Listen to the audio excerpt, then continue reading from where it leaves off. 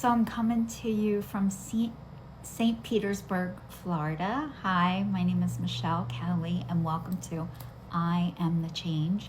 Actually, it's Michelle Simon. I changed my last name officially last year, and I'm still confused about who I am. And I go back and forth because my passport still says Michelle Kelly and my driver's license says Michelle Simon. And you guys, welcome to I Am the Change. I broke up with fear, shame, and guilt in 2019, and it has not broken up with me yet. And it is now September 12th, 2025, and it's been this is my 7th year going in, I think. I'm in my 7th year, maybe 6th. You guys, I'm so bad at counting. So anyway, I've been doing videos every week, and actually this is the first one that I am a day late on. So I want to apologize to everybody who looks forward to my videos on Thursday that I am a day late. This is the first time this has happened since 2019. I just need to breathe and take a breath. I am filming this video for the 3rd time, which, you guys, I never do that. I usually just press record, 0 edit, start talking, and whatever comes out of my mouth, that is it.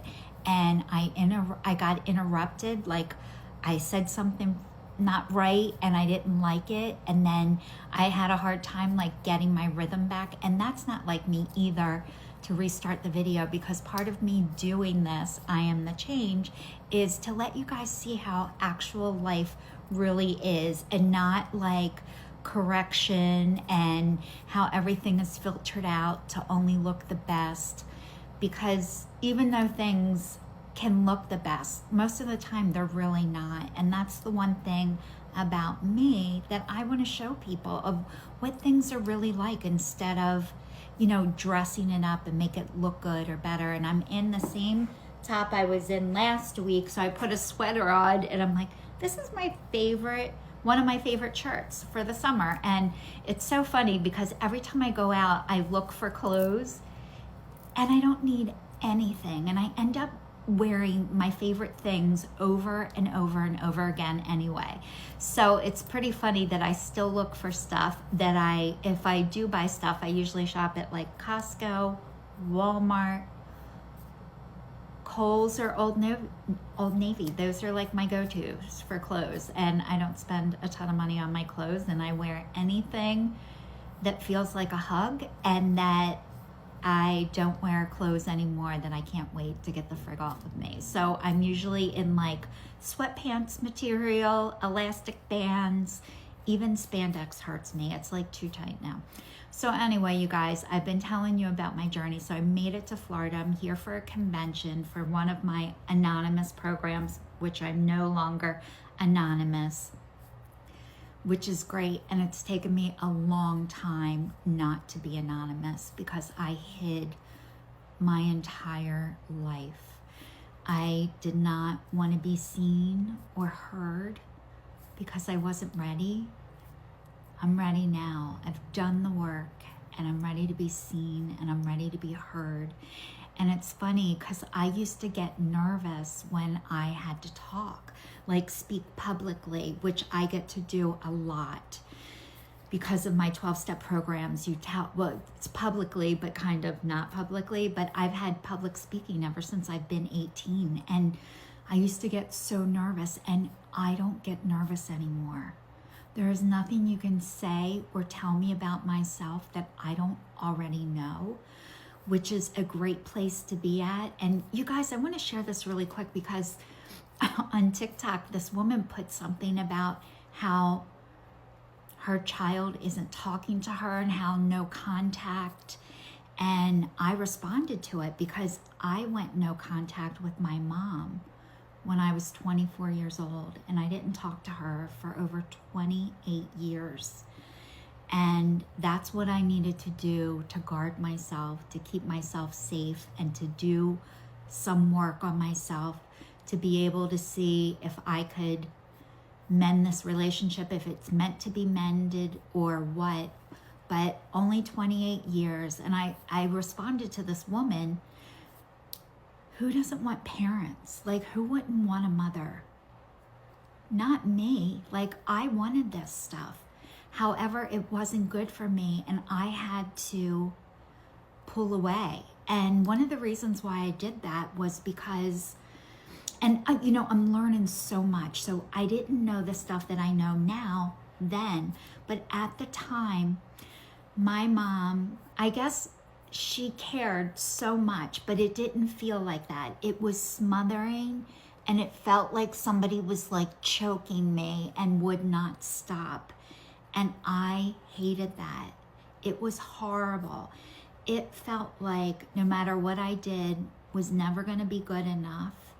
And why bother anyway? I was never going to get my way. So I learned to shut up, and I learned to, and I'm not blaming. This is what it felt like actually versus what happened. So I'm sure on her side, that wasn't the case, but what it felt like to me was I couldn't do anything right. And whenever I would say no or stop, it wouldn't happen. And I didn't know how to have boundaries then. None of us had them. So it's taken me 28 years to get boundaries. And actually it's been 30 years because we started talking again, and I had to back off again because I couldn't do it. And you know, my goal isn't to not communicate with my mom or my dad. And I didn't talk to my dad for over 10 years. And you know, I had to go and get well and work on some things. And I put this message to this woman. I hope you would take this time and please go look in the mirror. And it wasn't as a go look in the mirror. It was like, I hope you can go look in the mirror. Do you know looking in the mirror at yourself or even on camera is one of the hardest things to do? And that was something that I couldn't do before I got into recovery. I could not look at myself. It was so much easier to point the finger at everybody else. This person did this to me and this person did that to me. And if she didn't do this to me, I wouldn't have had to do that. And you guys, I did that my whole life. That's how I protected myself. That's how I kept myself safe. But they say every time you point a finger, you have 3 pointing back at you. So I've learned to look at myself, look in the mirror, and I'm okay with that. And some days are better than others. You know you guys know, I don't want to look like a 50-year-old woman that suffers with depression, but I am a 50-year-old woman that suffers with depression. And part of that is because I haven't been physically well for so long. And I told you guys I started the nicotine patch. I'm listening to this lady. Her name is Pretty Sick Heather. She's on Instagram. She was on TikTok and they took her off. And I told you I started the nicotine patch and I took it off. Well, here she has this book that I didn't buy until last week. It's only $18. So I got this book and it's a whole protocol, and I put on way too much nicotine, and that's why I had the side effects that I did, because I only listened to like part and not the whole thing. And that's a lot of times what I do.